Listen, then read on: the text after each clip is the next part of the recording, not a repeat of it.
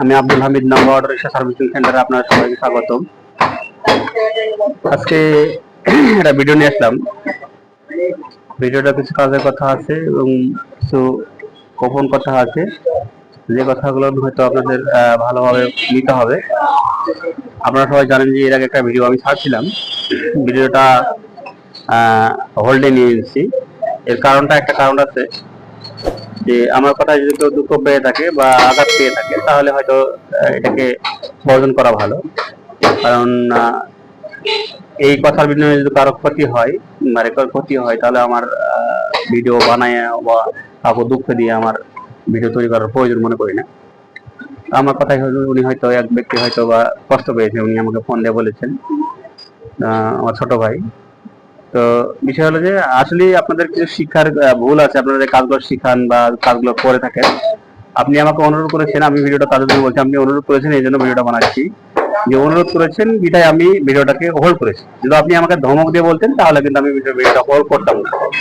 তো যেহেতু আমাকে অনুরোধ করে বলেছেন, তাই আমি ভিডিওটা ইউটিউব থেকে হটাই নিব। বিষয়টা হলো যে আপনারা যারা কাজ শিখাইতেছেন বা শিখতেছেন বা যারা করতেছেন তাদেরকে আসলে ভালো উপদেশ দেওয়ার চেষ্টা করবেন, ভালো একজন লোক হওয়ার চেষ্টা করবেন, ভালো একজন মানুষ হওয়ার চেষ্টা করবেন। ইউটিউবের চ্যানেল আপনারা অনেকদিন আগে খুলেছেন, আমিও খুলেছি, আমারও ডলার ঢোকে, আমারও টাকা আসে, ইউটিউব থেকে একটা মাসিক একটা ইনকাম আসে, আপনাদেরও আসে। হয়তো আপনারা আমার আগে হতে পারেন, আমি পরে। কিন্তু পরে হলো আমি যে একটা ভালো মানুষ হয়ে মানে কাজ করে, মানে যাদেরকে আমি শিখাই বা আমার যে ছাত্রগুলো না আসে আমার কাছে আমার ব্যবহার দেখে এবং আচার দেখে কাজগুলো শিখতে আসে। আপনাদেরও যেন এই কাজগুলো শিখতে আসে, আপনাদেরকে নিজেকে চেঞ্জ করতে হবে। কৃষি বিষয়ে আমি একটু উপদেশ দিই যে আপনাদের চেঞ্জ যদি না করেন তাহলে কিন্তু আপনাদের কাছে মানুষ আপনাদের কাছে মুখ ফিরিয়ে নেবে। এটা কাজ যদি শিখাইতে না পারেন তাহলে আপনাকে নিজে থেকে মনে করতে হবে যে আমি আমার ব্যর্থতা আছে, অথবা ছাত্রের সঙ্গে সেই জিনিসটাকে একটা খোলাসা করতে হবে। আমি ভালো মিস্ত্রি বা খারাপ মিস্ত্রি বড় সেটা বড় কথা নয়, আমি বড় মানুষ বা ছোট মানুষ সেটা বড় কথা নয়।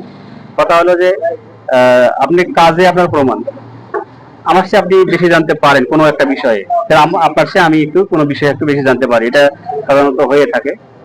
তো আজকে কাজের কথাটা ভিডিওটা ওই জন্যই যে আমি তার অনুরোধে আমি ভিডিওটা সরাই নিয়েছি। উনি আমাকে অনুরোধ করেছেন বা একটা অনুরোধের বিষয়ে আমাকে কথা বলেছেন, ভালোবাসি কথা বলেছেন, বিধায় আমি ভিডিওটাকে সরে নিয়েছি। তো আজকে আর একটা ভিডিও বানাচ্ছি। বিশেষ করে যে ভিডিওটা, এটা একটা কারণ দেখেন, ভালো করে এখানে দেখাও যে এটা নতুন বোর্ড, এটা নতুন কন্ট্রোলার বোর্ড। এই বোর্ডটা একদম ফ্রেশ, আগাল গড়া গোটায়, এখানে গোটায় গোটায় ফ্রেশ। তাহলে একটা কন্ট্রোলারে যদি গোটায় ফ্রেশ থাকে তাহলে কন্ট্রোলারটা কেন বাদ হয় বা কেন কাজ করে না, এই বিষয়ের জন্য আছে ভিডিওটা। তো তো এই বিষয়টা হলো যে কন্ট্রোলারের যদি বোর্ড ভালো থাকে, এই যে কন্ট্রোলারের বোর্ডটা যদি ফ্রেশ থাকে তাহলে কন্ট্রোলটা অবশ্যই রানিং হবে। বা কন্ট্রোলারের ড্রাইভার সেকশন বা বোর্ড সেকশন, যেই সেকশনটাই মনে করেন আমার বোর্ডটা যদি সম্পূর্ণটা কোনো শর্ট না থাকে তাহলে অবশ্যই কন্ট্রোলারটা 100% রানিং হবে।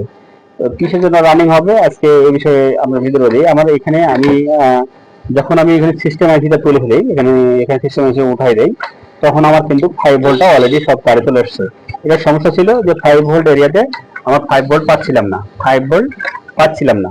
তো 5 ভোল্ট পাচ্ছিলাম, তখন আমি যে 7805, এখানে ধরেন যে 7805টাকেও আমি চেঞ্জ করছি, করার পরেও মনে করেন যে আমি ভোল্টটা পাচ্ছিলাম না।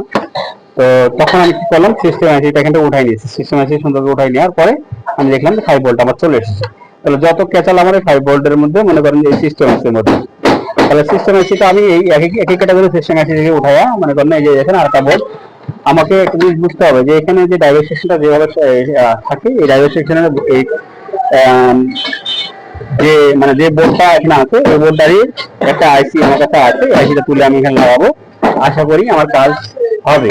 তো কাজ বিষয়টা একটা জিনিস হয়ে দাঁড়িয়ে গেছে, মনে করেন যে একটা বিষয় দাঁড়িয়ে গেছে আজকাল ইউটিউব জগতে। মিস্ত্রি অনেক আসলে মিস্ত্রি অনেকগুলো ইউটিউব জগতে কাজ করছে। সব মিস্ত্রি ভালো বা সব মিস্ত্রি খারাপ তাও বলি না, সবাই ভালো সবাই ভালো সবাই খারাপ, আমিও ভালো আমিও খারাপ। বিষয়টা হলো কি যে কাজের ক্যাটাগরিটাকে উন্নতমান করতে গেলে বা কাজকে বোঝাতে গেলে ক্যাটাগরি সম্পর্কে আপনাকে অবশ্যই নলেজ দিতে হবে, ক্যাটাগরিটাকে ভালো করতে হবে। যেমন কাজ যেটা শিখাবো, একটা মানুষকে যখন আমি কাজ শিখাবো বা শিখবো, এই কাজটা অবশ্যই ক্যাটাগরি সম্পর্কে আপনাকে বুঝতে হবে যে এই প্রতিটা পাসের কাজ কি।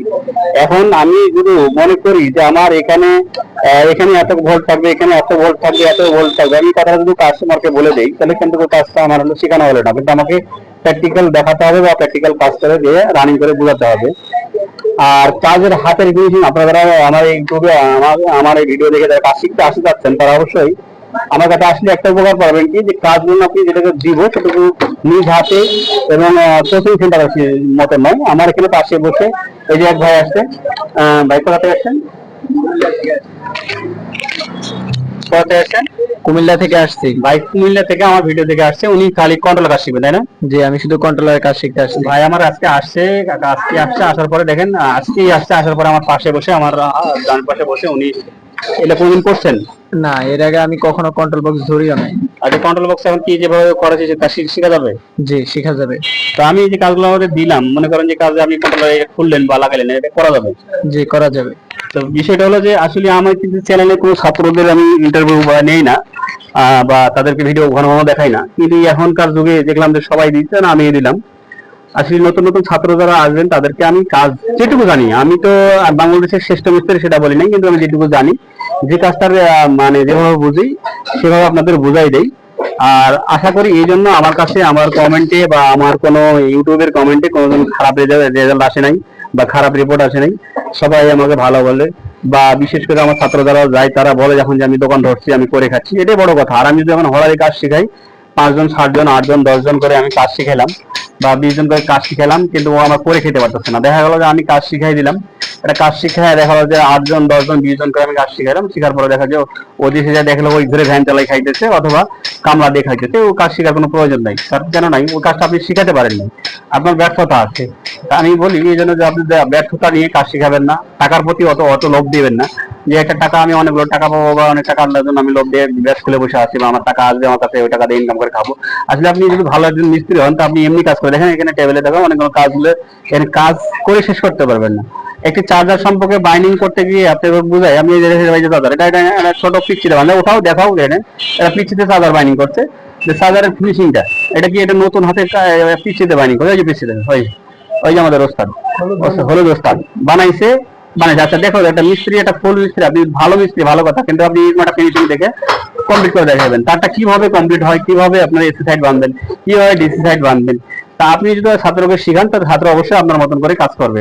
আমি সবসময় আমার কাজের চেষ্টা করি যে আমার যেভাবে আমি যেভাবে কাজ করি, কাজের ফিনিশিং যেভাবে দেই, চার্জারের ফিনিশিংটা কিভাবে আসে, হ্যাঁ সেভাবে আমি ফিনিশিং দিবেন, কিভাবে হাতের ফিনিশিং আসবে, কিভাবে মোটর বাঁধবেন।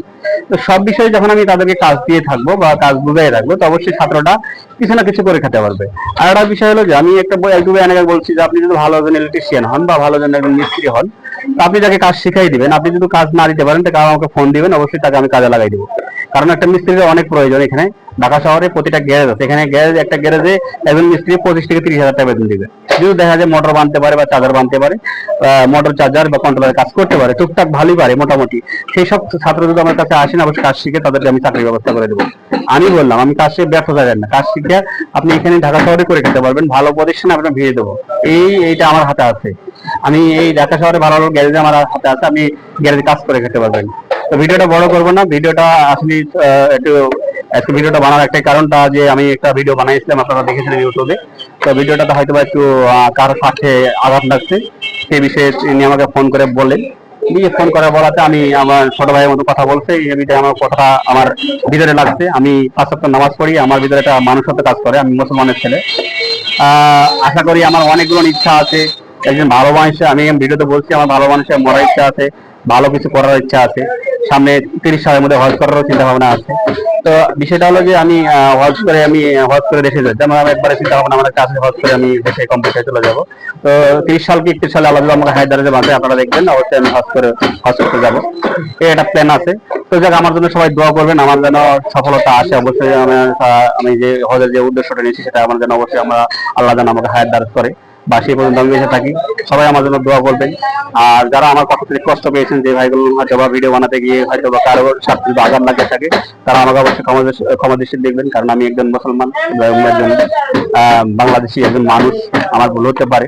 তো বিষয়টা হলো যে, আর আপনাদের একটা স্বার্থ বলে আপনারা ভালো মানুষ হয়ে তৈরি হয়ে যান, নিজেকে কমপ্লিট করে নিন, আপনাকে যেন কথা বলার মতন কেউ থাকে না। তো যাক, ভিডিওটা বড় হলো, অন্য কোনো দিন অন্য কোনো ভিডিও নিয়ে আমি আপনাদের কাছে হাজির হবো। তবে সুন্দর থাকবেন, সুস্থ থাকবেন, খোদা হাফেজ।